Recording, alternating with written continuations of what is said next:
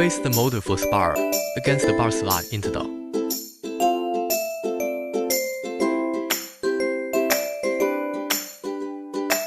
Turn on the knot.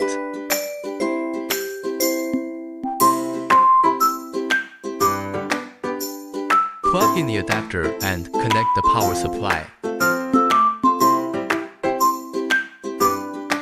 Now, get to work.